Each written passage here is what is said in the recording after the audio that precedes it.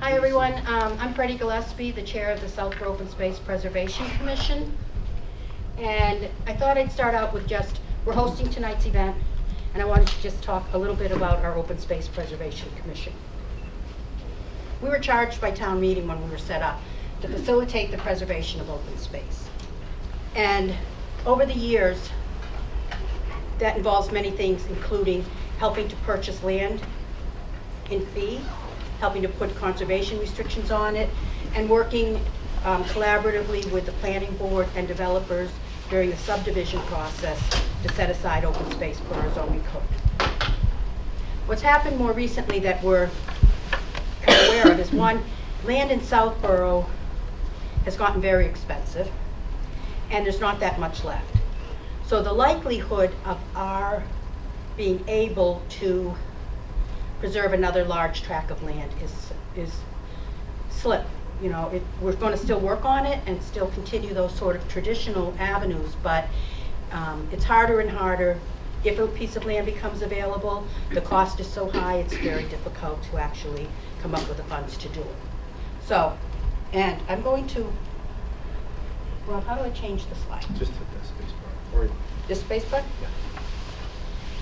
So one of the things our Open Space Preservation Commission is aware of, and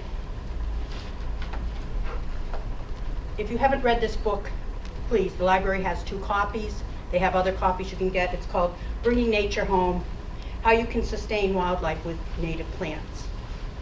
It started almost a revolution nationwide in how people are managing their yards, and was sort of the beginning of this conversation for our commission. So, landscaping for biodiversity, what you do in your own yards matters. And how this came about is, if you take a bird's eye view of Southborough, most of the undeveloped land is in people's yards. So if we can landscape better, we can have an impact, in some cases as great as purchasing land and setting it aside for open space. So based on that, we came up with our native pollinator, native plant initiative. And we are encouraging people to use more native plants in their yard. Our goal is 1 native plant in every yard, we'd like more.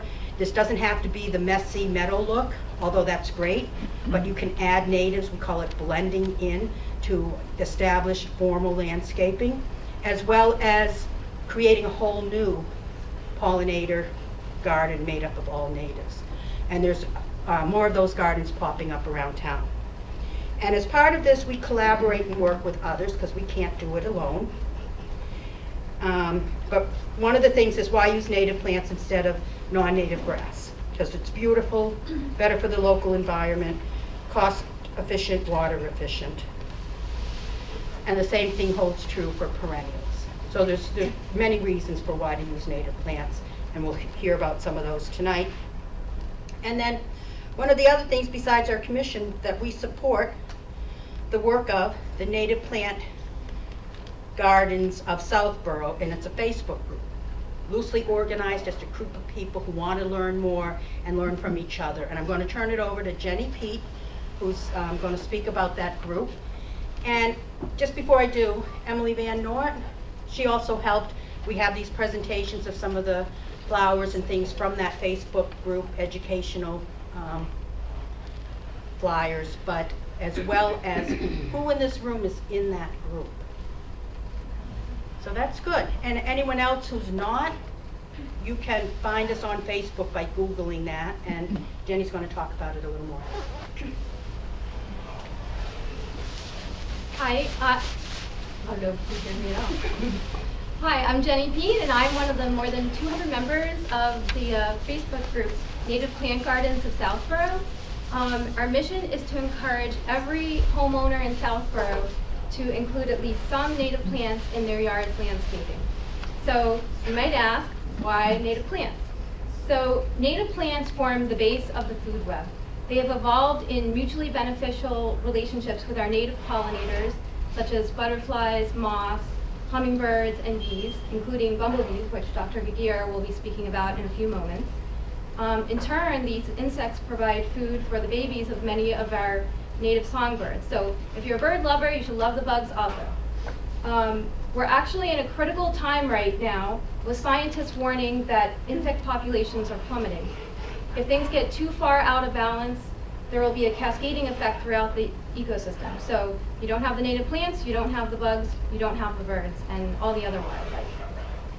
If you think back to your childhood or younger adulthood 20 or 30 years ago, there's something called the windshield phenomenon. When you went out for a drive in the summer, you'd return with your car's windshield covered in the spots where insects had hit it. And if you think about it now, I can't even recall the last time that's happened. So it's just kind of a gut thing that you can kind of sense that there's less insects around. So here's where all of you come in. If everyone includes native plants in their yards, whether it's transforming some of your yard into a native plant meadow, starting a pollinator garden, or folding a few natives into your existing landscaping like Freddie mentioned, every one of us has the chance to make a difference in tackling this problem. So I think it's really great, like everybody can do something, great for the earth. If you're not already a member of our group, I hope you'll join us. Again, you can find us on Facebook at Native Plant Gardens of Southborough. Stay tuned for our Native Plant Garden Tour that will be happening this summer, and hopefully we'll be having some other events as well. Even if you're not on Facebook, we try to get the word out through the My Southborough blog, and we'll post flyers at different venues around town.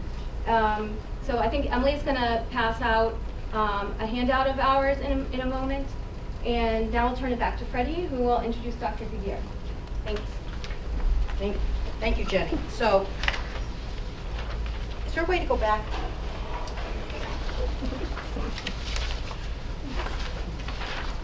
Sorry, guys. This one? Shift?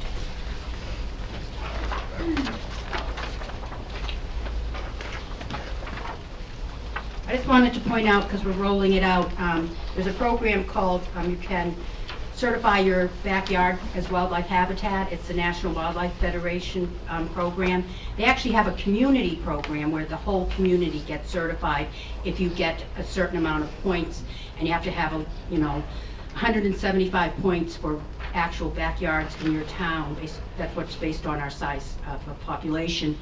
And at 1 point per yard, that's a lot of backyards we're going to be looking for people to certify. I think you get 3 for maybe parks, and there's 5 points also, but we're close to 150 yards we need to certify. And I was talking to the gentleman tonight, and it was kind of funny. He goes, well, your yard's certified, and I kind of forgot about it, and he told me back in 2002. So there's 11 yards already certified in town, so before we even start, we're off to a good start. Just thought you're going to hear more about that.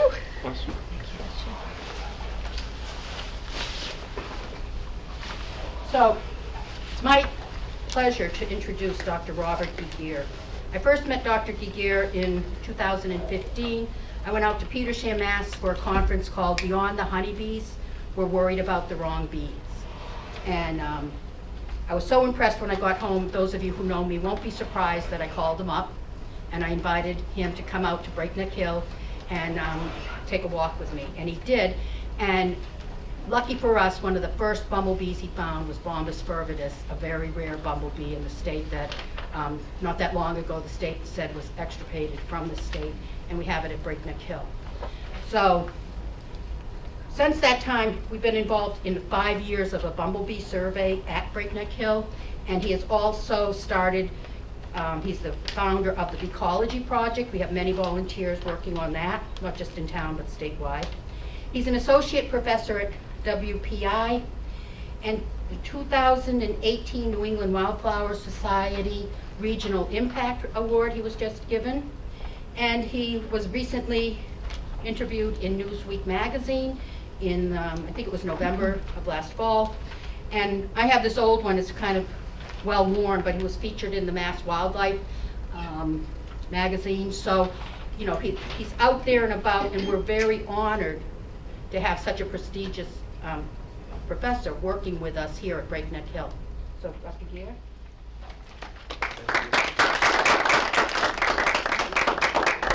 Thank you for those kind words, Freddie. It's a pleasure to be back to give everyone an update on what's happening at Breakneck Hill.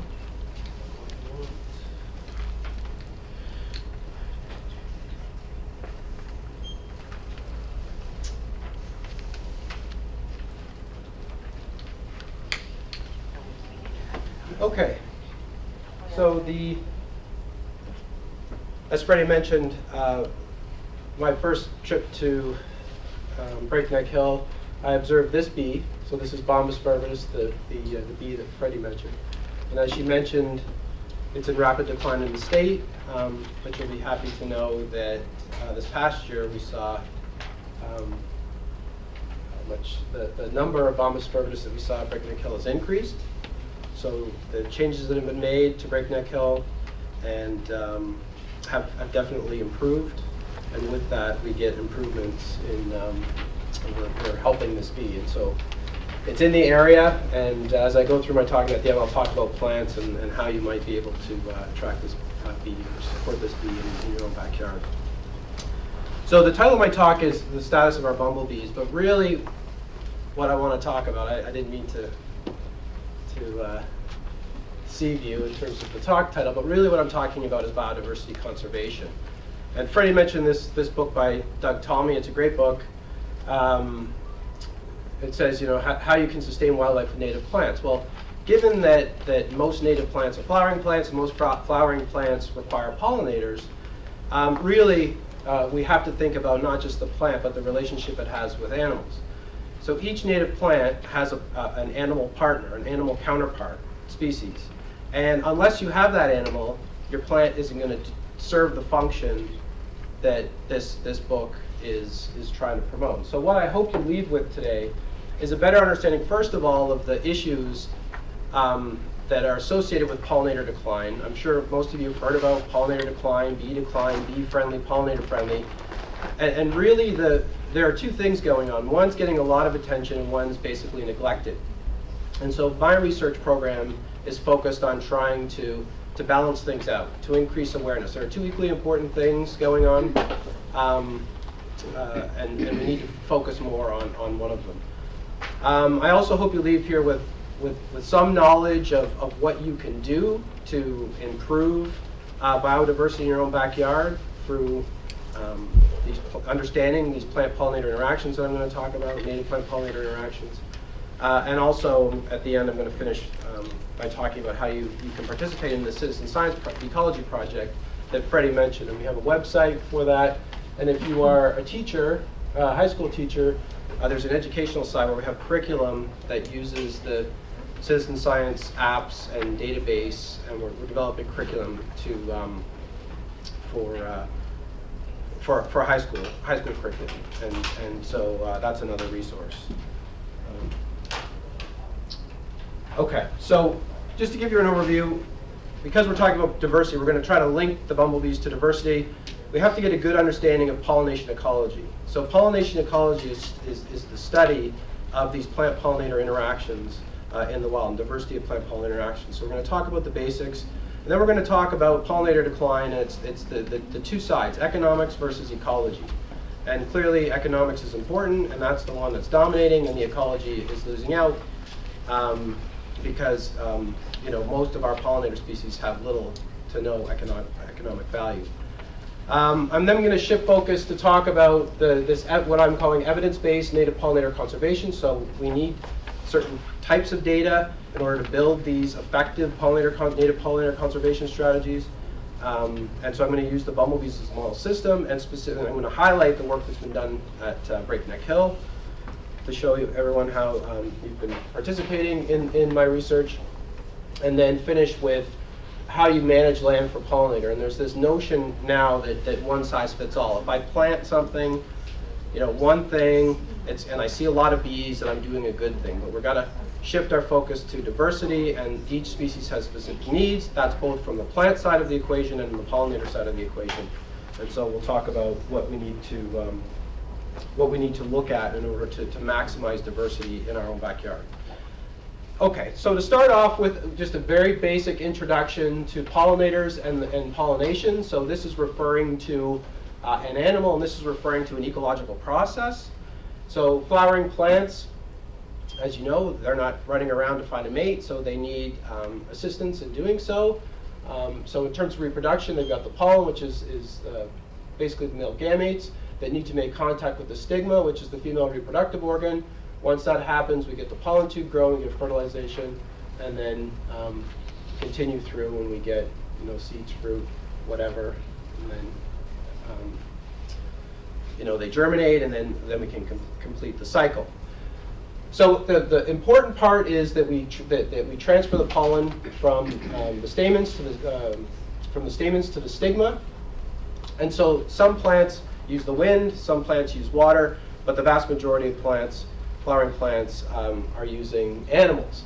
And so what I want to point out here, if you look at this lobelia plant, that the way that the pollen moves, so if we have an animal that's picking up pollen as it's visiting and moving the pollen within the same plant, that's not really good, reproductively speaking, from the plant's perspective, right? It's like it's mating with itself.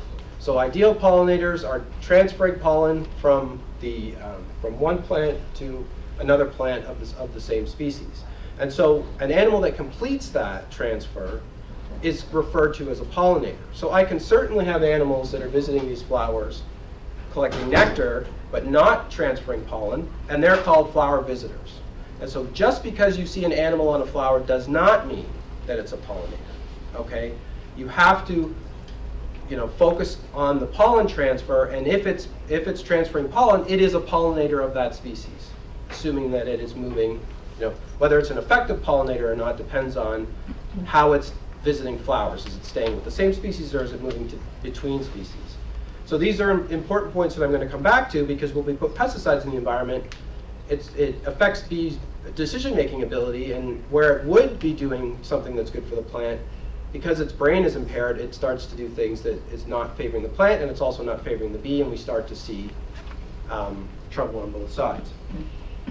So the pollination then is the process of pollen transfer, and the pollinator is an animal that completes that process. So if we look at the number of species that we have on either side, worldwide, there are around 300 known species of flowering plant, and there are around 200,000 known species of pollinator, but I've called them flower visiting animal, because what I want to point out here is that there isn't a single pollinator that can pollinate everything on this side, and there isn't a single plant species that can supply food to everything on this side. That there are interactions at the species level where there's pairings between species here and species over here. So this portrayal of pollinators is extremely biased for a number of reasons. Excuse me. First of all, only about 1,000 of the 200,000 known species are vertebrates. And here you can see we've got 3 vertebrates. Now clearly they're important for certain plant species, but they don't make up the majority of the pollinator species that we have. Insects do. But even with the insects, grouping things as just butterflies, bees, and wasps, which is the way people tend to think about this, is extremely, it's so general that it's actually causing harm in terms of biodiversity. So we have to think that our bumblebee here, there are 50 species in North America alone, around 250 species worldwide, and that's just one type of bee. There are 4,000 native bee species in North America, okay, 50 of which are bumblebees. So we have to stop thinking about these general groups. There are obviously multiple species of hummingbird, many species of butterfly, and each one of those has a special relationship with something on this side. And we don't understand all of those connections. That's the problem. So as we start removing things from this side, we don't know what impact it's having on this side. And when we start modifying this side, we have no idea what's going on this side, because we don't have good ecological data on that connection. Because we're mostly focused on, hey, let's get a lot of bees in our yard. But what's the purpose? What's the goal? There are 2 goals. If it's an agricultural context, or if you're talking about biodiversity, there are 2 separate goals, and depending on your goal, you're going to have different strategies. And I'm going to be focused more on the second strategy, although I'll talk about both strategies as we move along. So the pollinator species that are native to North America, so just looking at the different bee groups we have, clearly bees are very important pollinators, but there are certainly many plant species that are not bee pollinated. They are butterfly pollinated, and they are moth pollinated. A lot of them are fly pollinated. So each one of these groups is really equally important when it comes to biodiversity. Again, because of these specialized relationships that we have between the animal and the native plant. If we had a world filled with bees and everything else was gone, we would see a significant drop in biodiversity. So they're important, but again, we have to think that they're important in a very specific way, and each one is important in its own way. We'll talk again a bit more about that. So if we turn the complexity up a notch, we've got our animals on this side that are using flowers on this side as a source of food. So nectar is their source of carbohydrate, that's their fuel. Pollen's their source of protein. And the amount of nectar and pollen they bring back per unit time, or their foraging proficiency, how good they are at finding flowers that are a good source of pollen and nectar, that's going to affect the reproductive success. So if you're a butterfly female, the more nectar you get, the more eggs you can have, the better quality your eggs are, and that's going to affect your fitness or your reproductive output. If you're a bee, a social bee like a bumble bee, the amount of colony you bring back, the amount of nectar you bring back and pollen you bring back to the hive enables you to produce more male and queen bees at the end of the cycle, which mate, and that's how the cycle continues for bumblebees. So each species has its unique life history, but it all translates down into population size. So if this side starts making bad foraging decisions, ultimately it's going to cascade through and it's going to affect population. On the plant side of the equation, again, as I mentioned, the ideal pollinator, or from the plant's perspective, is one that transfers pollen from blue or purple to purple all the way through. If the bee or butterfly or whatever it is decides to go from purple to yellow to pink to red, that gives reproductive costs from the plant's perspective. So even though this side might be maximizing its energetic gain, this side is being negatively affected because the pollen, effectively, if I'm moving pollen from the blue to the yellow, let's say, excuse me, I'm wasting gametes, right? I'm trying to mate with another species. Also, this yellow species suffers because the purple pollen will block the female reproductive organ, will block that stigma, and prevent conspecific pollen from the same species, from doing its thing, from landing on the stigma and leading to fertilization. So there are these costs, not only in whether you get a pollinator or not, but there's what's called pollination efficiency. You might be a good pollinator or a bad pollinator, depending on the decisions you make and depending on how much pollen you pick up and transfer to the other species. And so pollination ecology is trying to understand adaptations on the plant side that maximize pollen transfer. So how do they get animals to maximize their reproductive output? And also understanding this side, how is it that the animals are built to maximize their gain, and how do those two things interact to maintain that connection through population on both sides? Okay, is that everybody with me so far? Excellent. Okay, now, how is it that the plant, so interestingly, when we look at individual pollinators moving through the environment, they tend to specialize. Even though other plants might have equal rewards, they tend to specialize on one thing. Aristotle was the first one to notice this flower constant foraging behavior. Darwin was interested in it. It doesn't make sense energetically, because if you have an equal number of equally rewarding things and you know about them, you should generalize. But the pollinators are not doing that. So how is it that the plants are able to manipulate the pollinators? So one idea that's been put forth is this idea of pollination syndromes. And I pulled this from pollinator.org. This idea is that if we look at the floral traits, the color and the odor and the shape of flowers pollinated by certain types of animals, there is a pattern, a very general pattern that seems to emerge. But what people have done is flip this into an assumption that these traits are actually attracting, or their innate preferences on the pollinator side, and this is showing the product of that misconception. So this idea of pollination syndromes and this assumption is absolutely false. So if you think that planting red flowers is, that hummingbirds have an innate preference for red flowers, they don't, okay? They have learned to associate red flowers with reward, and they go to red things because they've had experience with red things associated with reward. Hummingbirds will visit purple flowers if they offer more nectar than the red flowers. Bees, the fact that bees can't see red and they like blue flowers also is false. If you give bees red flowers, they will visit them assuming that they can reach the nectar. So that doesn't mean that those plant species don't rely on hummingbirds, but the relationship between the traits and the pollinator aren't what people think. So what's really going on is that pollinators are learning and remembering the associations between floral traits and reward. So everything from a fly to a bee, obviously they're going to differ in levels of this, but they all have cognitive abilities that allow them to learn about the environment, the reward properties of flowers, and then make adaptive decisions. Natural selection has shaped them to do that. Now, they might have certain biases in the system that give them the competitive advantage over other species, but they all do this. And so just as an example, if we look at monarch butterflies, so this is looking at learning in monarch butterflies in the lab. So if you remember Pavlov and his dog, you touch the forelegs of a butterfly, it sticks its tongue out, so that's the innate response that you get when you do that. And we can show the butterfly different colors and see if we get that response. That's how we can determine whether it has an innate preference for a color. We can do this with odors and shapes.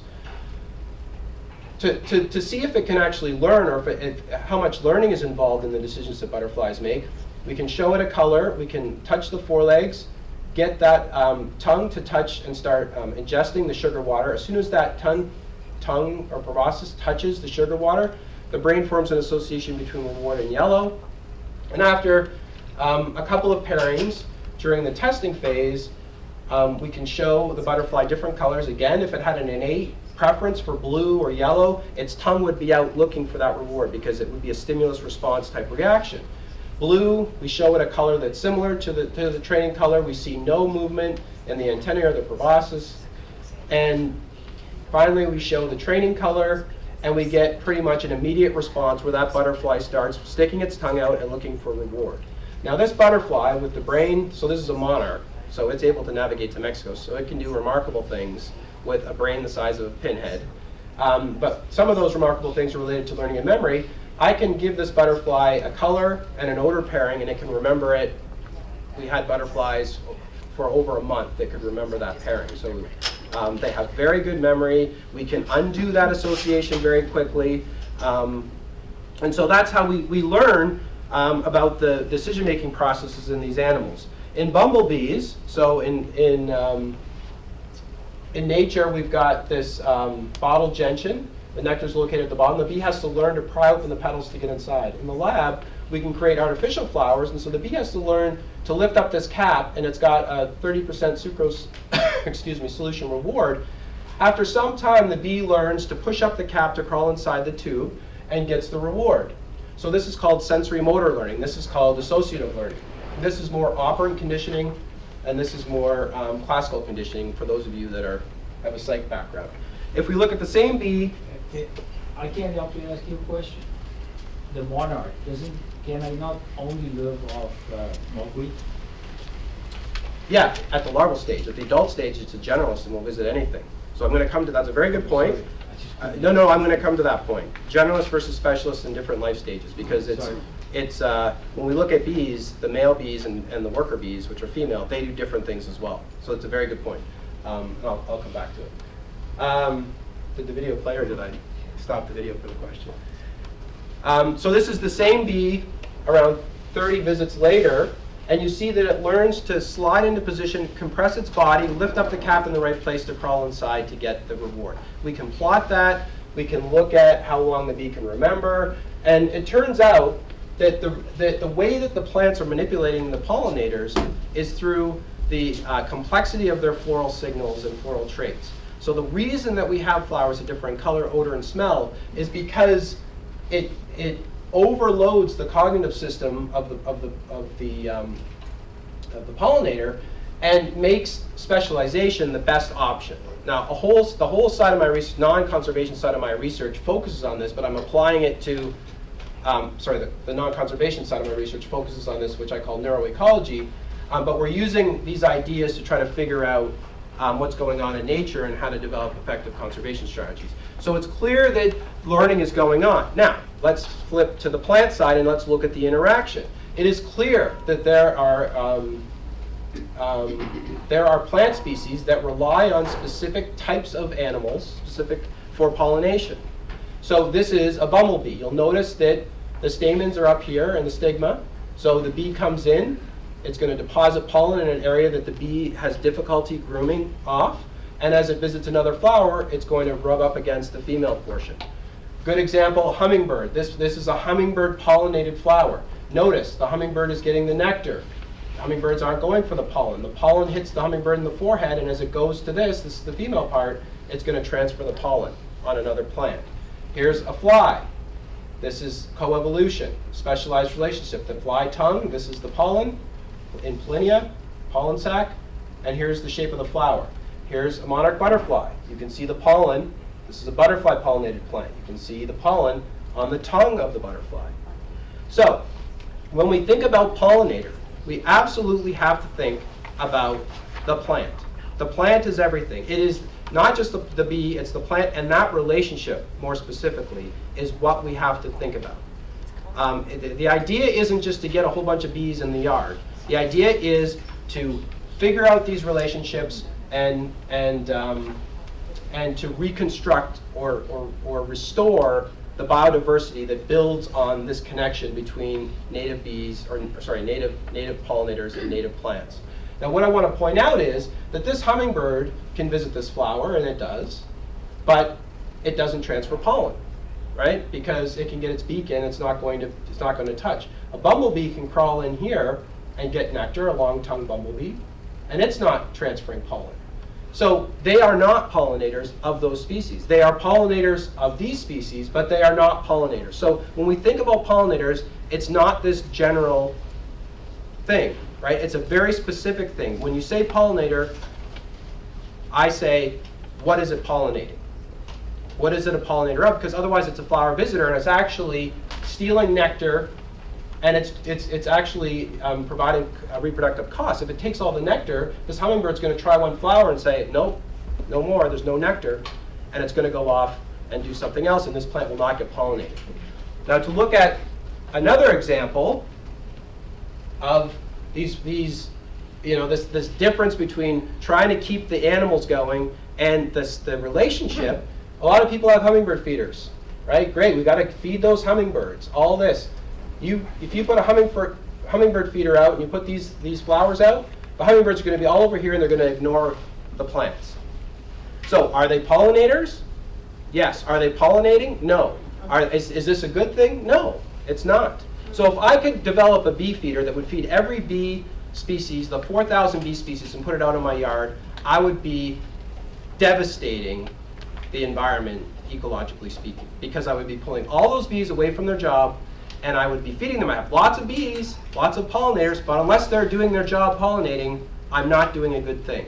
Okay, so hopefully this is sort of an extreme example, but it's much better to plant a whole bunch of this and get hummingbirds in your yard than to do this. All right?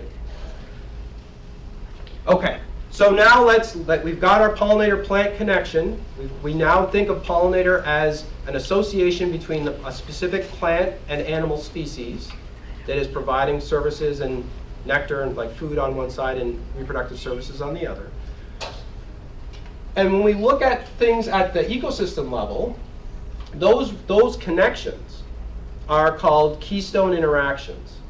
And the reason that they're called keystone interactions is because the products of that pollination event help to sustain animals at higher trophic levels. So an animal pollinates a plant, that plant produces seed. The seed becomes food for this trophic level. The plant material provides nest sites or host plants for other species. Also shelter from predation. So this cascading positive effect that these relationships have throughout the ecosystem, diversity of these interactions is supporting diversity on this level. Diversity on this level is supporting levels that eat this level, right? And the levels that eat that. So we've got these what are called trophic webs. And at the base we have our plant-pollinator interaction. And so as we start to lose our pollinators, and therefore the plants that rely on them for pollination, we start to lose components of this system. And if we lose too many pollinators, we're going to start to lose species here and here, and eventually we're going to get what's called ecosystem collapse. The whole thing is going to fall on itself because as we lose food from this from this, lose these interactions, we're losing food and other things all the way through the system. So it has this negative effect. And this is the real problem with pollinator decline. Now, there's another problem. That's the one that's getting all the public attention. But this is the other side. And hopefully you can see how preserving diversity of native plant pollinator interactions is really conserving biodiversity. We need to think about not just this interaction, but what on this level is interacting with the plant species as well. And I'll come to some specific examples of how we can reconstruct these things in a couple of slides. So let's contrast this with what is sort of the popular side of pollination, that's agriculture. Now, equally important, we need pollinators. 1 out of 3 bites of food we take, all the stuff that's out there about pollinators in agriculture. But what I want to point out, to contrast with what I just said, when we talk about pollination in agriculture, first of all, only 2% to 5% of native pollinator species visit crops that have any economic importance whatsoever. So, 98% of them don't like crop plants. Why? Because crop plants really don't offer, there are better things out there. Plus, they have these specialized relationships, and unless the crop plants are related to what they like, they're not going to visit. So what we do is we brought in the honeybee, which is, I want to point out, is a non-native species. So we have these native interactions, native biodiversity, native ecosystem function. So it's one pollinator species that's providing pollination services to one plant species, right, or a handful, which is supplying food to one species, and that is us. Now, if we throw in agricultural animals and things, let's go up to a dozen. Compared to the thousands of species that are supported by the native plant pollinator and native diversity. So if we think about conservation from this side, all we need to do is get enough honeybees to do the pollinating to get the crop yields we need for the bottom line, right? So if we think about wild pollinator, native pollinator conservation in this context, we only need one species that's going to, in case the honeybee isn't supplying the pollination services that they need, we need one species to do the job. And so the focus here is pollinator abundance, not pollinator diversity. And this is a major difference. And most of the, in fact, all of the current pollinator conservation strategies and pollinator groups, even though they say they're focused on diversity, are really focused on abundance. And they are thinking about this, and they're not thinking about what I just talked about in terms of diversity. All right? And I'll show you what we need to do to get to another place, a better place in terms of biodiversity conservation. So to sum up, in an agricultural context, the pollinator equals agricultural productivity. The goal is to protect and restore pollinator abundance. And so, we've got honeybees to do that job. They do a great job of pollinating crops. And in that environment, for that job, they are perfect. In an ecological context, honeybees, being a non-native species, do nothing. They do not benefit from an ecological perspective. Honeybees provide no benefit. There is no honeybee pollinated native plant species. All right? There are already hundreds, thousands of native species that are doing that job. And so from an ecological perspective, the honeybee is actually a competitor, or would be considered an exotic species. Just like there are exotic plants that compete with our native plant species, there are exotic pollinators that compete for resources with our native pollinator species and disrupt those interactions. And so the goal here is to protect and restore abundance and diversity of plant pollinator interactions. Again, one plant species here. Here we've got many types of plant pollinator systems, all those ones that I showed you, the bee systems, the fly systems. And within that, there are subsystems that we need to focus on. Looking at the economics versus ecology of things in a different way, in terms of life cycle in an agricultural context, we've got managed bees. Here are managed bumblebees. So these are native species, Bombus impatiens, which is very common throughout the state, throughout eastern North America. We've got our honeybees. What I want to point out here is that we provide a lot of assistance to managed bees. We help them along in terms of reproduction. We help them in terms of feeding them, keeping them free of pests. On this side, on the wild pollinator side, they have to do everything themselves. So if we look at bumblebees, so the bumblebee life cycle, right now our bumblebee queens are hibernating. They'll come out in the spring, they'll look for a nest site. So they need to find good hibernation sites to get through the winter so they don't freeze to death.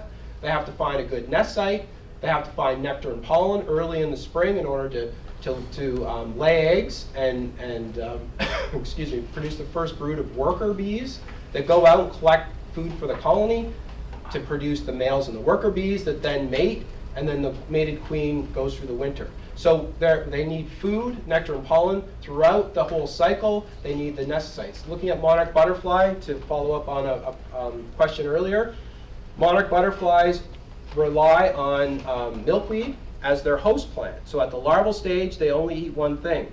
When these monarchs become adults, they're a long-tongued animal, so they're looking for tubular flowers.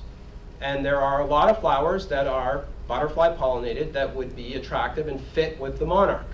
And they come in different colors and shapes. The one thing they do have is a long, narrow tube, because that's the way that the plant can exclude pollinators that are less efficient at transferring pollen. Plants have these adaptations to do that. So this is specialization versus generalization. Now, we can get specialization on this side as well. There are some pollinators that rely on food from one plant species, but they are in the minority. The vast majority of pollinators are generalists, but that being said, they still show strong preferences for certain things. So you can think of it like fast food, right? We will eat fast food if we're starving and there's nothing else available. We'll feel guilty after. But if we have better options, most of us would choose the better option. It's the same with the pollinators. If they have what they like, you're going to see these very strong preferences. And we're using that approach to try to figure out these connections and try to figure out what to put in our backyards to be able to maintain diversity. It's not, even though something's visiting, it doesn't mean it's the thing that it prefers and the thing it's evolved to interact with. And so that's one thing. The other thing is that in an agricultural context, we've got colony collapse disorder in honeybees. 2006, this phenomenon was reported, and it's a honeybee-specific phenomenon. Before that, we knew our native pollinator species, like Bombus affinis, which is on the endangered species list, Bombus furvis, which is in decline in the state, Bombus terricola, which is in decline in the state, and monarch butterflies, which had a good year this year, but generally are declining. In the west, they had a bad year, but in the east, they had a good year. But this is many species going extinct versus one species that is got increased economic costs. The honeybee isn't going extinct anytime soon. These ones will be gone in the next 5 to 10 years unless we do something about it. And I'm telling you right now that the current strategies out there are not cutting it. They're continuing to decline. In fact, a lot of what's going on is increasing the decline of these species because people don't have an understanding and the research isn't focused on those interactions. It's more this one-size-fits-all approach. If I've got a lot of flower diversity, then that's a good thing, and that's it. We can sort of stop it there. But really, you're catering just to the common species and not the threatened species. The threatened species are threatened because they're having a specific response to whatever the environmental stressor is that's driving the decline, and we have to figure out what that is. How do you figure it out? You have to know more about the species. But we're not focused on threatened species. We're focused on this general idea of bee abundance, which is inspired or has been fueled by the agricultural importance of pollinators. So for this to have a more ecological approach to pollinator conservation, bumblebees, diversity, what you want to do is you identify the unique needs and interactions and stress responses of the threatened species, the species at risk, at every life stage. So we're focused on bees on flowers or even butterflies on flowers. But if I took away milkweed, I'm going to reduce monarch populations. Even though I have all the butterfly flowers in my garden that you could ask for, if I don't have milkweed, I'm not going to see any monarchs, right? And there are hundreds of butterfly species that have specific host plants. Some are generalists, but still they might have specific preferences. And unless we have those host plants, we're not going to see butterflies. Similarly, for bees, each species has certain plants it likes for nectar and pollen. If we don't have those plants, we're not going to see the bees. Even though we may see other bees, we're not going to see certain species. So this is the approach, this ecological approach, to appreciate that it's not all about what we see on in the flowers, it's about the entire life stage. It's about the nest sites, nest habitat, the overwintering sites. It's about host plants. It's everything together. And so if we shift now focus to bumblebees, getting back to the title of the talk. So bumblebees, as I showed you, are just one of many bee groups that we have, native bee groups that we have. 50 species, 25 east, 25 west. I talked about the life cycle. This is a this is a bumblebee colony. So we've got our queen, we've got our workers. Bumblebees make honey just like honeybees. Tastes the same to me. They don't make enough of it for it to be commercially viable. But here are some, they obviously construct their colonies differently. So here we have young bees. These ones are getting ready to emerge. This is what a typical bumblebee nest looks like. They're surface, some species nest in the surface, some nest underground. We don't have a good understanding of the habitat that they need to do this, and that's where we're expanding our project starting this year. We're going to be putting out nest boxes in different types of habitat to try to see, to learn what the preferences are of different species, because right now it's all based on anecdotal information from the early 1900s. Yes? How big is a colony? In bumblebees, the largest one that I have experienced is about 2,000 workers, versus one honeybee hive is 10 to 20,000.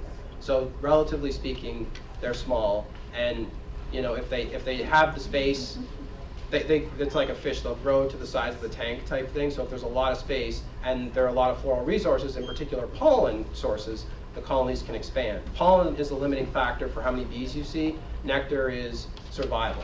They'll die within 24 hours without nectar, but pollen they can go their whole life without, once they become adults.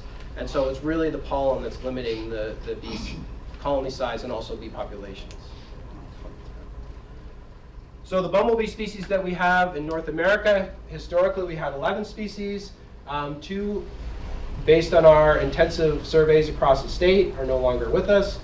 Bombus apnis is the one that's on the endangered species list. Bombus pennsylvanicus was here. There weren't a lot of them when they were here, but we haven't been able to find them. Bombus fervidus and Bombus terricola were the pictures that I showed you. So there are the 2 species that are gone, and then there are 3 species, Bombus fervidus, Bombus terricola, and Bombus vagans, that are considered to be declining. This one is rapidly declining, these 2 are rapidly declining, and this one is just starting to decline. It's rapidly declined in the east, but in the west the populations are still healthy, and we're trying to figure out what's going on in the east that's driving decline. And so what we've done is we've surveyed bumblebees across the state to look at the status. A lot of this work has come from Breakneck. A lot of our data that went into these figures has come from Breakneck Hill since 2015. And what we did was we looked at museum specimens. So the good news about one of the many good things about Massachusetts is there were a lot of people interested in natural history. They went out and collected things. So we have good museum records of bumblebees that were in the state from 1900 to around the 1990s. So we looked at that historical data. We went back to the same sites and we surveyed those sites, and we compared the 2. The results are shown here. So blue is historical, red is current. There are 2 things I want to point out. First of all, we can see that many species we see significant drops in their relative abundance. Bombus apnis and pennsylvanicus, those 2 we haven't found any of. The bumblebee species, there are different species at higher elevations. So if you go to Western Mass, you're going to see different things than you're going to see in the east. And so that's shown here. But what I want to point out is, yes, we do have several species in decline, but we also have species that have increased in abundance and expanded their geographic range. So these 3 were in low number or absent at higher elevations. We now see them at high number at high elevation. So the idea that all pollinators are in decline, bees are in decline, is false. There are some that are in decline, and there are others that are more abundant than historical records. So this, again, this idea of abundance, I see lots of bees in my backyard, especially late August. It's all going to be 1 species in this area, Bombus impatiens. There should be 6. So you can't just look at things buzzing and assume that everything's okay. You have to take a closer look and look at that diversity. So what's causing the decline? I'm sure you've heard about neonicotinoids, pesticides, climate change, non-native species, infectious agents, so disease pathogens, and habitat change. So in terms of I'm going to focus on what we've been doing at Breakneck Hill, and that's looking at this stressor, so changes to habitat, and also we've been looking at this. And some of the data that we've collected actually suggests that this might be contributing to pollinator decline. And so I'm going to look at those, habitat change and exotic species and the climate change in turn.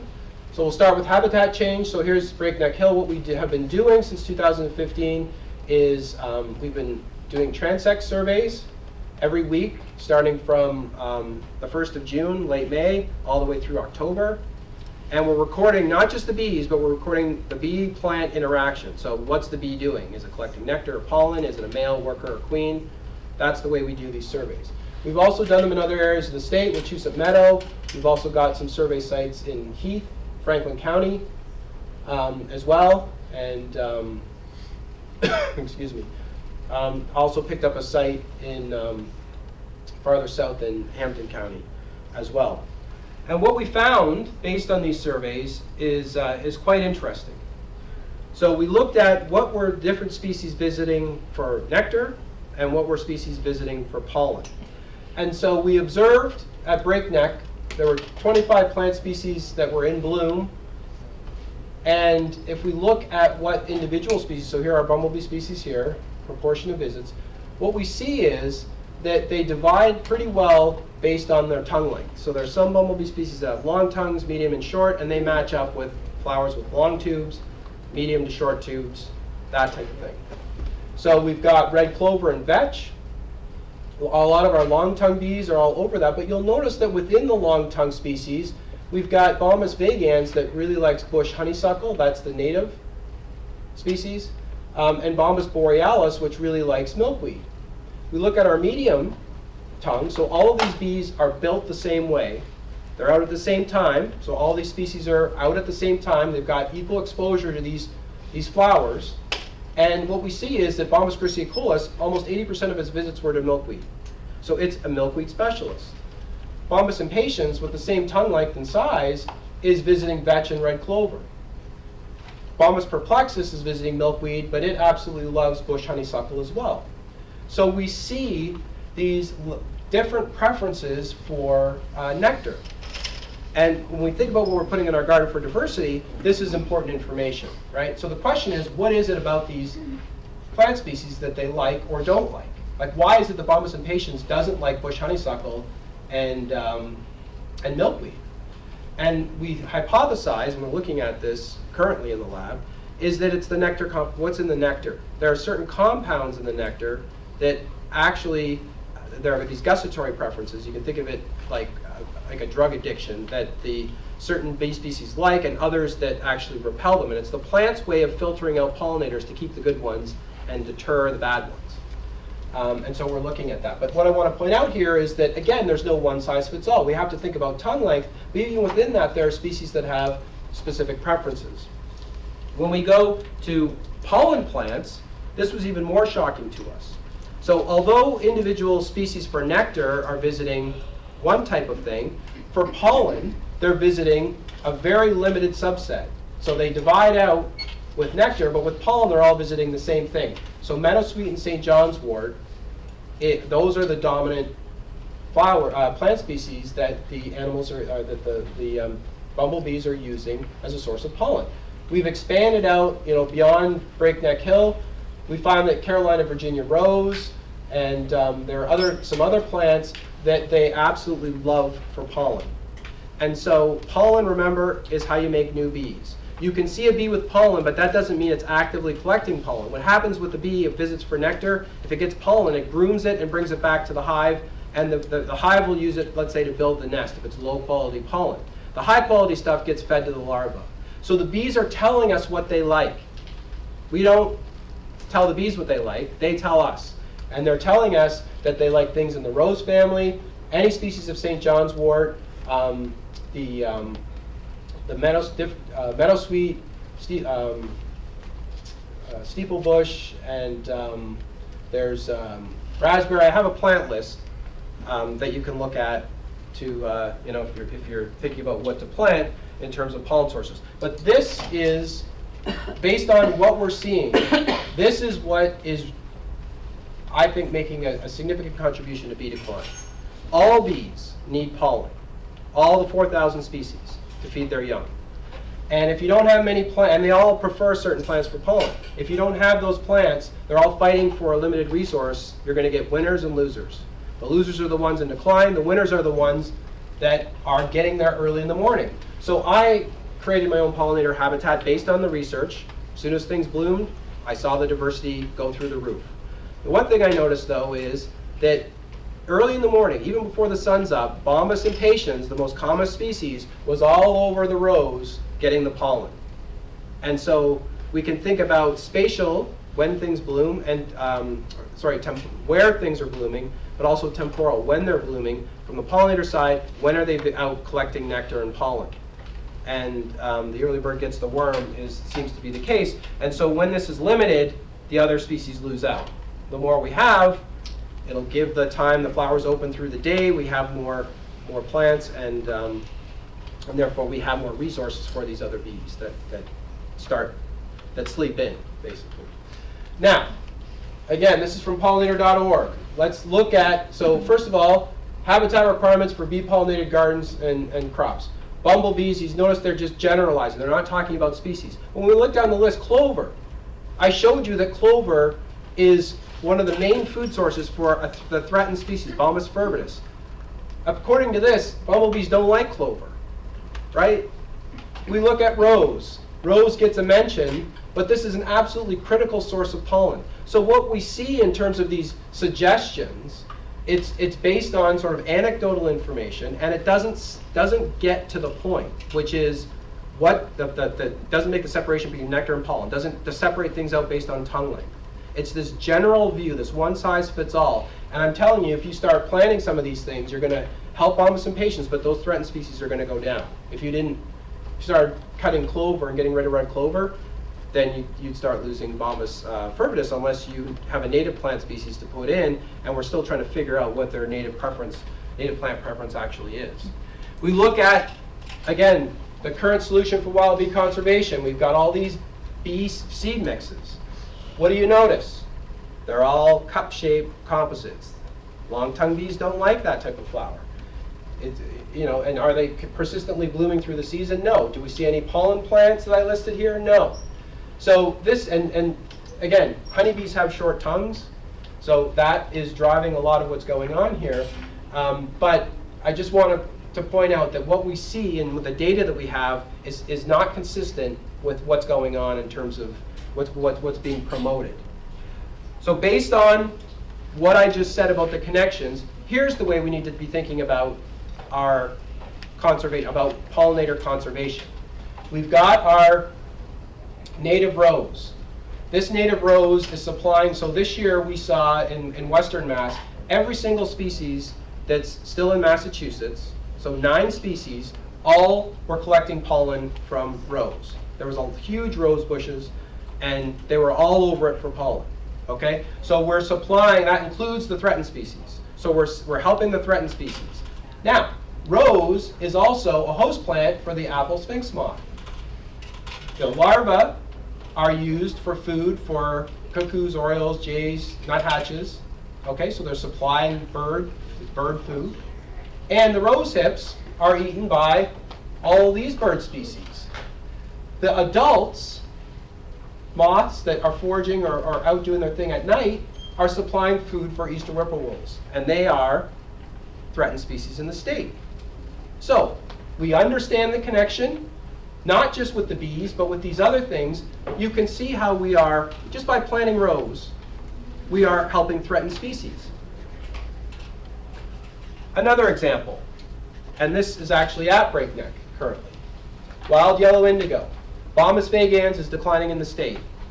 Likes wild yellow indigo for nectar, right? Wild yellow indigo is a host plant for the frosted elfin and the dusky wing. Both, one's endangered and one is a species of concern in the state. These larvae, again, we're helping out species, threatened species, supplies food, and the seeds are supplying food for birds at this time of the year.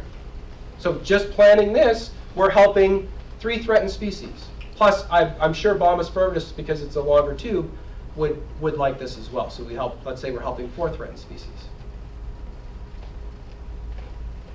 Okay. Now, if we look at the non-native exotic species, we take all the data that we had based on species and we divide it up, are you native or non-native? What we see is quite remarkable. Certain species love exotics and certain species avoid exotics. So I can go into a habitat and see what's there, and I can tell you what species are going to be present. I can tell you that if it's a landscape dominated with exotics, you are not going to see Terricola ternarius or perplexus. Now, if we look within the preferences, most are red clover, calvetch, right? We talked about those. But look, Bombus impatiens, that medium tongue, the most common bee, what does it love? Purple loosestrife at breakneck. So, purple loosestrife is an invasive. And so what we were interested in is, what does purple loosestrife, if we were to take purple loosestrife out, so Bombus impatiens numbers are in the thousands, well, hundreds at breakneck. At other sites, they're in the thousands. Late summer, not much else is available. These other species don't like loosestrife. These species don't like loosestrife. It's only impatiens. So Bombus impatiens has exclusive use of a major food source, right? What do you think is going to happen? The numbers are going to go up because it has no competitors. It has all this food. It's like an ideal situation. So what happens when we remove the purple loosestrife? So with the help of Freddie and countless others, we were able to cut back the purple loosestrife and do surveys. So here's breakneck, 44 acres approximately, and I may get off this number, I should double check. We've got all these natives, right? Goldenrod, dogbane, blue vervain, meadowsweet, and Joe pieweed, covering this entire area. Purple loosestrife is only in this area around the garden, all right? So it's like a quarter of an acre versus the rest of breakneck in terms of resources. And all the Bombus impatiens are over here.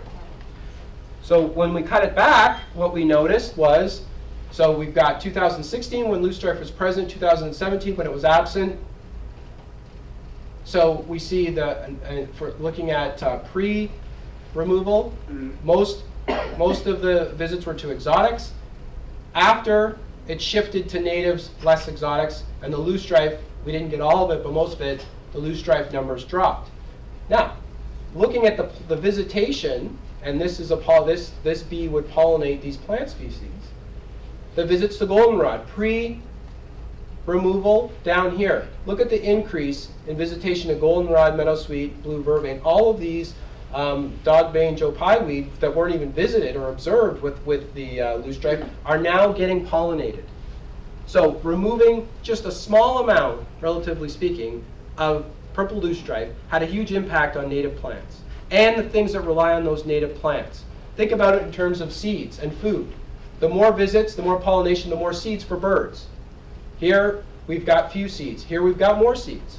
And the removal that took place 2 years ago, and I'm going to do a survey this year, may explain why Fervidus has increased, may explain why there are more bird species at breakneck, right? These invasives have, even though there's not a lot of it, they have these major effects. Looking at 2 others, Oriental bittersweet, they can affect in different ways. So Oriental bittersweet basically and Japanese knotweed, it's like a green carpet. This is in Chesterfield Gorge in Western Mass. They cut a road. So they cut back the Oriental bittersweet. So we've got walls of it on left and right. Look at the color just by removing it. It opens up all of these resources, increases diversity. This is butterfly plant. Different species open up. Japanese knotweed along the riverbank is I can't believe how much it's moved up. It's basically decimated riparian meadows, 2 of which had a rare species. And so I'm working with people there to remove the Japanese knotweed to get the resources back for these threatened species. All right. So climate change. So based on the data that collected from Breakneck Hill, we were able to, and the historical data that I talked about before, we were able to look at what's called phenology. That is, when do we see, what does the species cycle look like in terms of abundance, right? We've got queens here, peak worker production, and then we start to see males and queens down here at the end of the cycle. And we have early cycles, and then we have species that peak later. So this is month, on the X and the relative frequency on the Y. Based on our data from 2015 to 2018, what we notice is that in terms of the early, not much is going on. All of these species, by the way, are stable, if not increasing in number. But when we look here at the species that still remain, they have shifted up to 2 months. They're completing their cycle earlier. So Bombus terricola is peaking in July. Over here, Bombus terricola is peaked in August, so it shifted by a month. Bombus vagans, for example, it's shifted over by a month or so.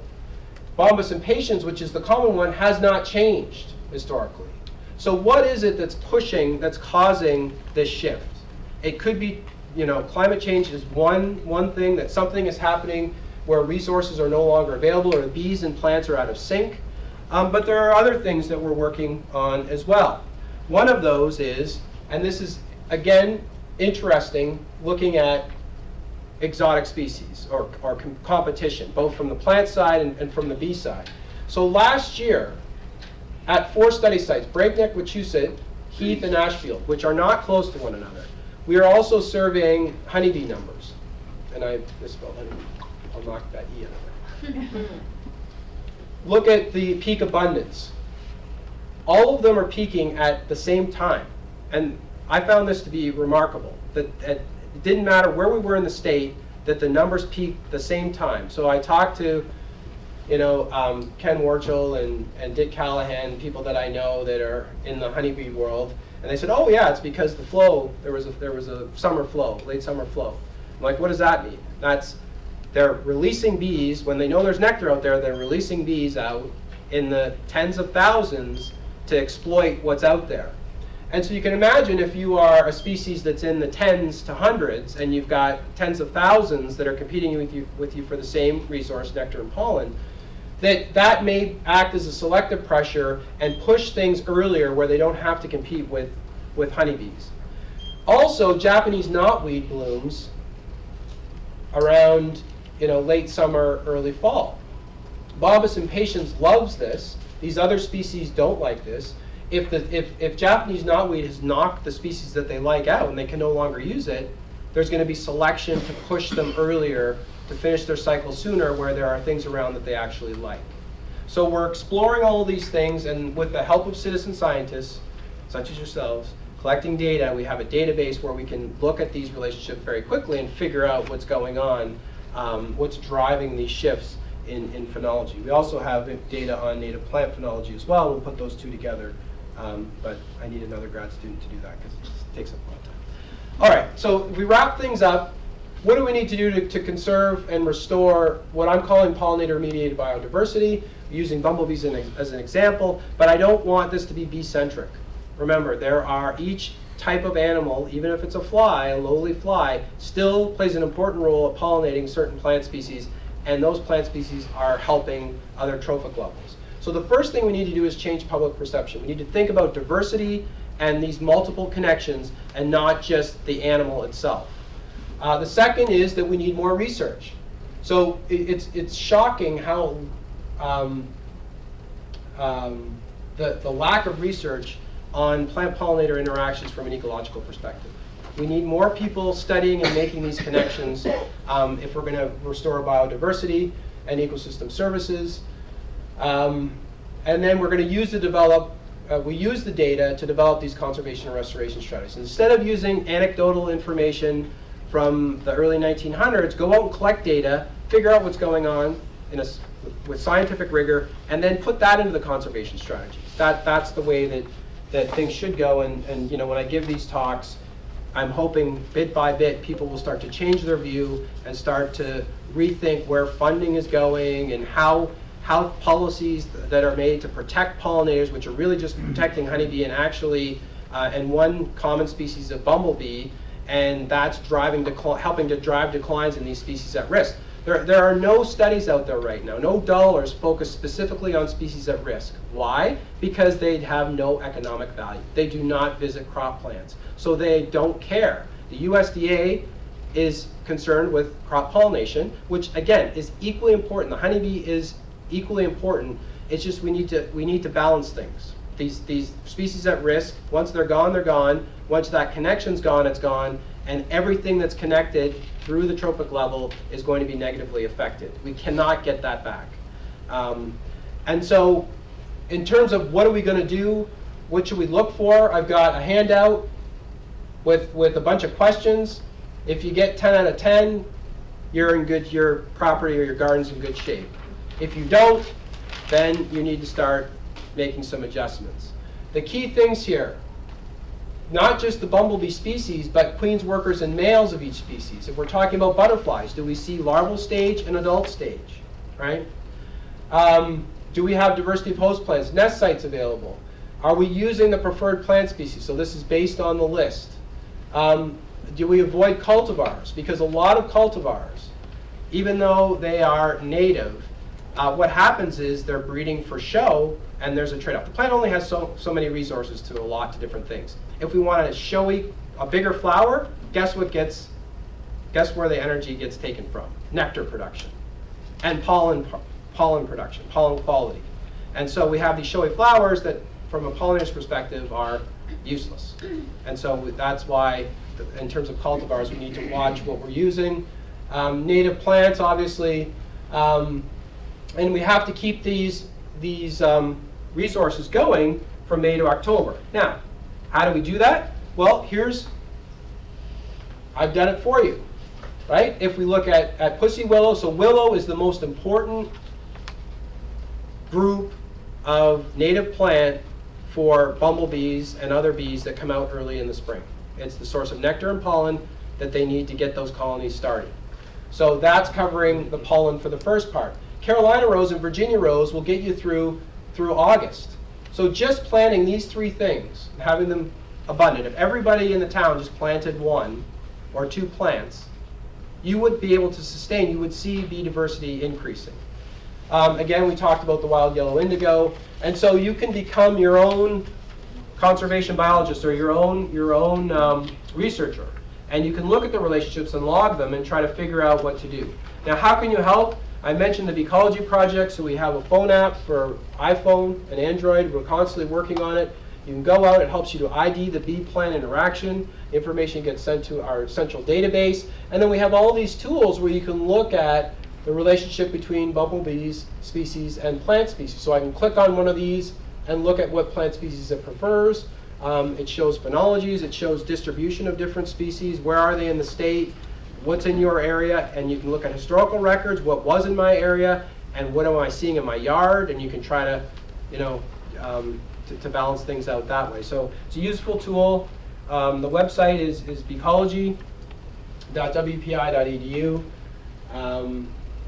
So check that out. We're looking for suggestions. I'm behind. I want to make so many changes. I want to add butter. So we're going to be, right now we're focused on bumblebees, but we're going to be adding butterflies to the mix. We're going to be expanding out to other pollinator groups and also other trophic levels, so that we'll have this, we'll be able to reconstruct these ecosystems, or this, these biodiversity, what I call pollination systems, which includes the plant, native plant, the pollinator, and also things that utilize that plant in some way. So we can look at these ecological webs and use the webs to create better conservation strategies for our native pollinators.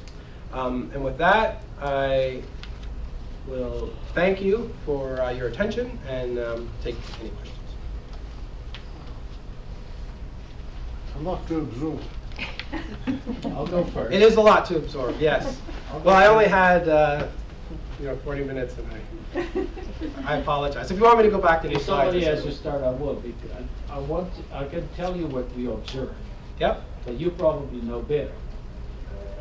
We have a major expansion of people spraying for ticks and spraying for mosquitoes. Right. And I can tell you, the people who do it, we can see there's not an insect in that yard. Right. And you can see it, we can delineate it. And I'd like to have your opinion on that, please. Yeah, well, it's obviously a terrible thing for biodiversity conservation. Just like spraying herbicides randomly in your yard, you're killing all the native plants that are supplying the food to these different systems. And so we need to find more effective ways. Let me put it this way. There isn't a single chemical out there that targets a specific species. Now, I feel that we have the knowledge to be able to do that, but that would be too much money from the chemical company's side. It's easier to just have these general sprays.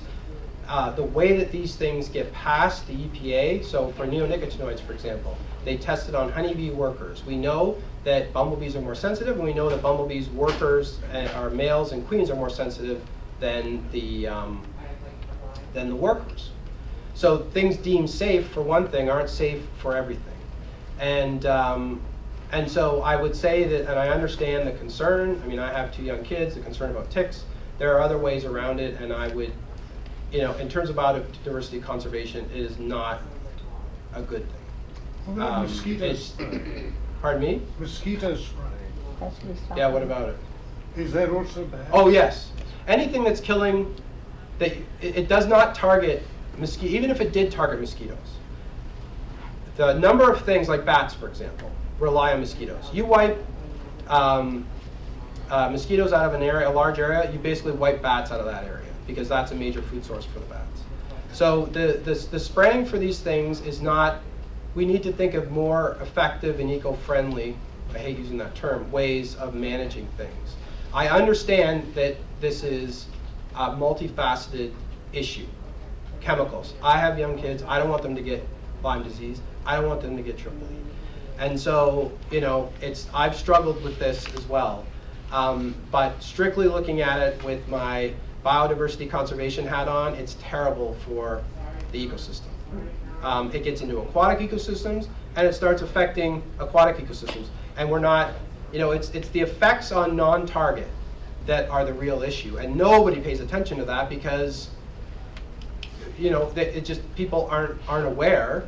And, there aren't a lot of taxonomists running around that can see what was there before and after.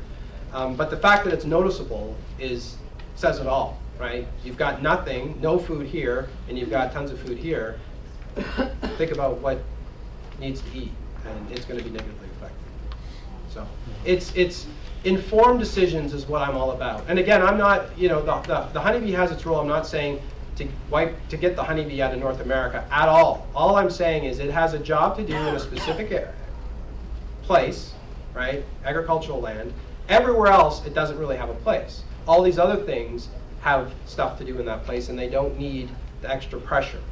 And so we just need to, and on agricultural lands, we certainly can do pollinator abundance and diversity at the same time, but because most of the species aren't economically important, nobody wants to put the dollars into figuring out what to do. Why would they? There's no economic gain. And economics is driving this whole thing and shifting it in the wrong direction. And it's going to take public awareness, public concern to be able to shift things in the other direction where we can get this balance, where we can have enough pollinators for agriculture, and we can also have the diversity to keep our ecosystems going, functioning properly. Yes? So what can we do in Southborough? 2 plants that we could plant in our yard that would help. You Right.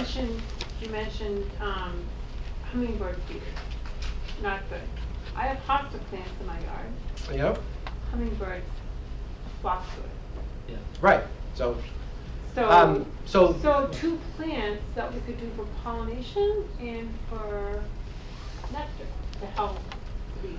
right. What So would you recommend? what I would say to that is that we need to think beyond the plant to the products of that pollination. What is that hosta when it's visited by a hummingbird doing for other things, right? So if you planted cardinal flower, Lobelia cardinalis instead, native plant that would do a better job supplying Instead or other. in addition? Ideally, you would be recreating a natural landscape, a natural habitat. So if it's grass, it depends on your soil type, if you're in a wetland area, but you would be trying to recreate the plant community that represents that area. So I would say that doing an overhaul to have native grasses, native plants, 2 plants.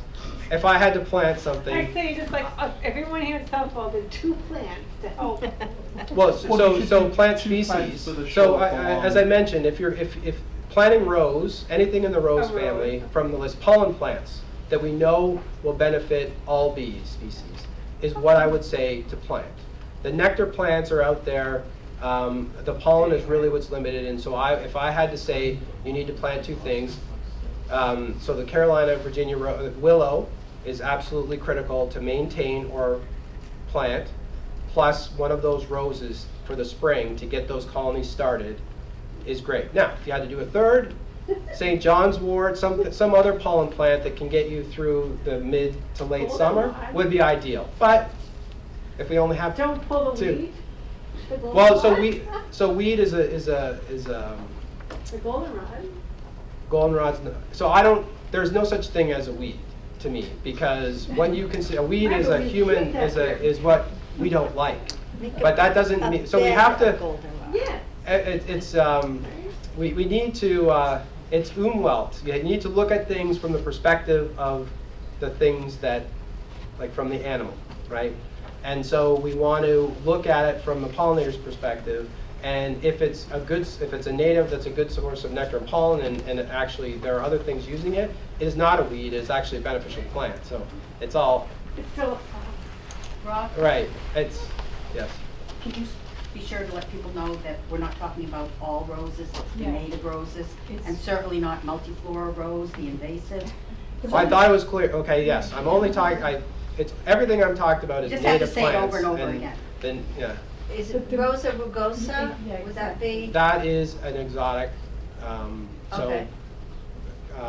Carolina rose, Virginia or Carolina, you can get it at New England at Garden in the Woods. You can get plants that will bloom that year, and that's what I did this year. And I immediately saw species there that I have not seen in the area. And I've been surveying, so I live in Framingham, I surveyed the area. I saw species that were collecting pollen that I had not seen anywhere else in Framingham. And I only had 3 or 4 flowers per plant. So that, it's all, everything I'm talking about is native. Again, the exotic species, although they may supply even a threatened species with nectar, the birds might not like to nest in it. The birds might not like to eat the seeds, right? We have to think about every level. And we know that the native plants are good because they're there. They're present. They wouldn't be here. Selection would have, the animals wouldn't be relying on them for food if they weren't good, and if they would ignore them, right? So we need to think about that connection, and it all centers on native plants. That's the building block.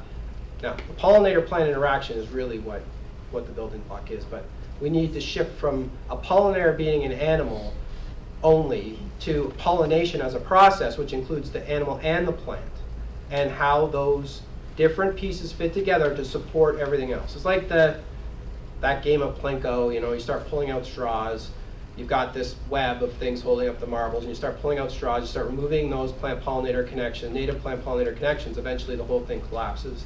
It's that you have to think about things like this interconnected web that's supporting out everything else, birds, mammals. Yes? So where would you suggest going to find information about nesting information? So you're supporting birds and their nelly.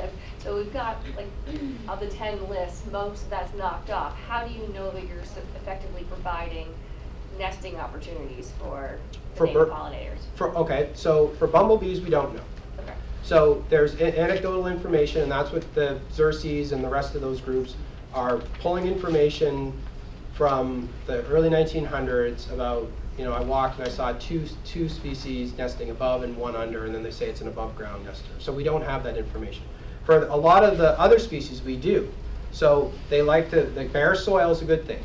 So if you could create an area that's got bare soil with different types, sand, different types of soil, and we could lay out an array, that would be ideal from nesting for a lot of the native bees, leaving stems. There is information out there on a lot of the solitary bee species, some of which are floral specialists. So there's information about the at the plant genus level, they like any species within a particular one specific genus. But in terms of bumblebees, that information is not available. And that's what we're working on. It's very difficult to find a bumblebee nest in the wild. And because of that, it's a slow we need to think of better ways. So we're working on micro trackers to put on queens to see where they're going, to be able to figure out where the colonies are, and we've got like all this technology that we're working on to try to get an answer to that question, but we don't have one for bumblebees right now. Yes? So I've got all these wasps that are Mm-hmm. around the rafters in my roof. So are they doing anything to help the world, or are they just really bothering me? So, yeah, so you can think, again, if it's an exotic, then no. If it's a native, then yes. So everything, so we have this battle between native and exotic, and you have to know what you're dealing with. And again, everything that is native fits in somewhere into the system and should be encouraged. Now, again, if there's a wasp nest over your door, even if it's a native, you're going to remove it, right? So I realize that there are, and again, if your business is honey, you're not going to feed sugar water to your hive the entire year, right? So it's just, if it's in a place and it's a native, it's doing a good thing because it's present. And there are other things that rely on, like, there are a lot of birds that will eat wasps and eat larvae in the wasp nest. So that's providing a food source if you want to look at it that way. They're nesting in the screening. It's not like a hanging nest. Right, so I mean, again, I'd have to see what it is to be able to ID the species and then tell you if it's a native or not. But if they're flying into your house, then you want to remove it. Yeah. And it's the same, I get carpenter bee questions all the time. So carpenter bees, there are effective ways to deter carpenter bees without killing them. So all of these, they're going to wood, soft wood, because they have a sensory system that draws them to it. So if you change the smell or the taste of that wood, that's going to deter them because they don't like it. So just spraying things on that they don't like is enough of a deterrent that they won't use it and they won't reuse the hole. So you plug the holes and you spray it with, there are natural things out there that they don't like the smell of, and that would deter them. And so that's one way you could get rid of carpenter bees.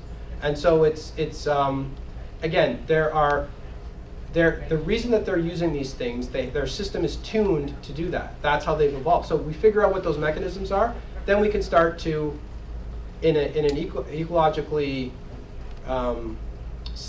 safe or beneficial way, we can get them to go somewhere else. If you put a big pile of soft wood out, it might be more attractive than the wood in your house. So you could do that. There are different ways of doing things. And again, that's not my wheelhouse, but that's just, I know that these things are out there, and those are some things that you could try for that particular issue. Any other questions? Well, it is on video, so if you needed to digest it, we go back. I guess. Do you mind just going back to the slide of, about the knotweed and bee species coming out earlier? Yep. Yeah, that one. Could you just explain the relationship again, the honeybees to the knotweed, and what's happening? Oh, so it's two separate things. So first of all, I think honeybees do visit knotweed flowers, and I know Bombus impatiens, which is the most common species that's through the roof and expanding its range, loves this species. So there are two separate things, two separate points I'm trying to make with this, and I just didn't want to use separate slides. So the one thing that I noticed that I didn't know before this was that there are these flows. Sometimes it's in the spring, sometimes it's in the fall, sometimes it's in both, where you get a lot of honeybees, tens of thousands, across the state that are applying a pressure on native pollinators at the same time. And we know that Bombus impatiens can compete with honeybees, and but these other species maybe aren't able to compete because they don't get to the numbers of Bombus impatiens are in the thousands. These other species are in the tens because they're larger workers. The more resources go in. So one hypothesis is that this selection pressure has pushed the phenologies for species that did peak here because of the selection pressure. Assuming they had genetic variation, they would peak here instead of here. If you don't have the genetic variation, you get you're gone altogether, and that's what might have happened to Bombus apis. That's just one hypothesis. The other is that Japanese knotweed, this is a whole separate thing, blooms here, And it's either, there are two mechanisms. One is that it's basically choked out all of the good things that the species that are threatened like, and there's no food. And so therefore, the species that are completing their cycle earlier are going to be at a selective advantage, and we can see selection pushing in this direction. The other is that this is going to, because the species at risk don't like the nectar, but Bombus impatiens does, you get thousands of Bombus impatiens because they've got nectar and pollen and they're building their colony up. The other species are staying the same. When Japanese knotweed goes out of bloom and they switch to goldenrod, they're getting outcompeted by the native that prefers this. So it's what I can call competitive winners and losers, or ecological winners and losers. And so you get this, so what the invasive can do is create this competitive imbalance that can drive species out of areas. And it's competitive exclusion in that whole thing. So those are the 2 points that I was trying to make with the competition. It wasn't that the honeybees were related to this, and then both of them. Although the effects, there could be multiple effects or multiple stressors that are pushing things in a particular direction.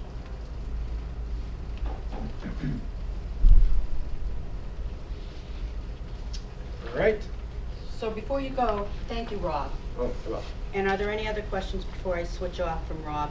I just wanted to say a couple of things that came up from this. I'd be remiss if I didn't thank the library and Ryan, the director, specifically for all the help they have putting these presentations together. Plus, they've been a great partner. We're getting more and more books here at the library that are related to these type of topics. And our Facebook group, and also maybe we'll be using the town's website for the Open Space Commission. We'll be putting some of the list of the books. There's some, I think, on the flyer we handed out. There's also some flyers over there about rain gardens and invasives and things like that.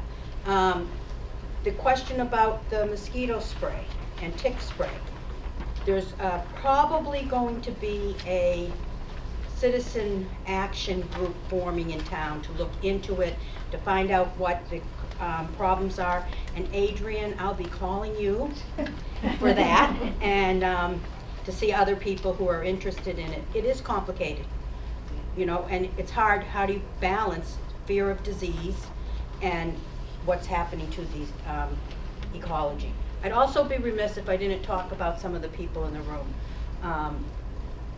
Rob thanked me. I'm a member of the Stewardship Committee, and Jenny Pete's here on the Stewardship Committee as well. Did I miss someone else from? Catherine McGee left. She's on the Stewardship Committee. This does not happen because of one person or one committee. The Open Space Commission, Sarah Rositano's still here. I might have said that wrong. Another member was going to be here, but her flight was delayed. And for the Ecology project, I know Dawn, Jenny Pete, Emily Van Nort have all played a role in that. And Yes, I'd like to thank them personally. I forgot. Well, and I want to ask you, Rob, what's the odds of, I know how busy you are, coming out and doing another little training on ecology at Breakneck Hill? Yes, now that the app is functioning, I think so you can, that would be a good idea. So you can stay tuned for that. And I want to let you know more information too. We are changing how we manage Breakneck Hill. Last year we went out and found pussy willow. We flagged it in an area we usually mow. It didn't get mowed. So if you go up there this year and you see some pink flagging, I ran up there, just beating the tractor, by a few minutes, and got that flagged. We have an area we're hoping to install the Carolina and Virginia rose. We're getting the purple loosestrife out. These things all make a difference, and I'd like to say that we're learning. Rob's just fantastic, and my head hurts sometimes because there's so much information, but sort of like the monarch butterfly. I like to call that the gateway drug to pollinators. It was a butterfly we were losing. People got upset and got interested in it. Then I find out bumblebees. I hate to say it. When I went to that workshop, I thought there was like one bumblebee. I had no idea there were 6. And I also want to thank, like Dawn and I went out many a time. I tell Rob that one of the best things we did in Southborough for his project was to show him what you really can expect volunteers to do. He said, go out and identify these bumblebees, and he gave us charts. And we're out there laughing, like long tongue, short tongue, how many stripes? So then he said, we'll take a picture. So we took, how do you get the right angle? So then he said, okay, take a video and then he can scrub it to the right shot. And I mean, I think we've been invaluable showing really what you can expect from the citizen scientist. But it's Yeah. fascinating, fun work. And, you know, I can't say enough, and I'm hoping that we're making a difference here in Southborough. And also, you can too in your own yard. So, I think that's it. Yeah, the project would not be where it is today without the people mentioned in Breakneck Hill. So I want to thank the community at large for Breakneck and what I've been able to do there. And so this is the bee. If you see this, as Freddie said, 5 to 10 second video, just email it to me, and I'll come right to your house and quickly survey the area and get out of your way. But this is the one in this area that we really want to know more about. We know it's in the area. I don't know how much it's in the area. Again, if I run one of these workshops, we can, you know, get better. But this is the one. It's all yellow and it's got a black stripe, so it's one of the easier ones. The other thing I want to mention is I've got my pollinator habitat checklist, which everybody will fail at this time of the year, but if you keep it around until, you know, June or July, you can use it to check out what's going on in your yard if you're interested, and I'll just leave these. I'll put them over here with the rest of the handouts. And if people are interested in the ecology project, we will have some sort of a program, hopefully with Rob, this spring. And we also have a Facebook group for that, where people can post to it before we got the ecology, because you know, we were using that to help ID and learn from each other and posting scientific papers if you were interested in that. So that's something that once you're trained, you can get a part of that. And there's three or four pollinator gardens at Breakneck Hill. We're going to have a bee, the Eagle Scout is working on a bee installation, bee hotels, as well as, I don't know, it's just, we have coming up for town meeting, we're going to be having a warrant article to get rid of some Japanese knotweed and some other tree of heaven, which is a whole nother story with the spotted lanternfly. I think Salt is going to have a talk on that, hopefully. So stay tuned for it, because it's all interrelated.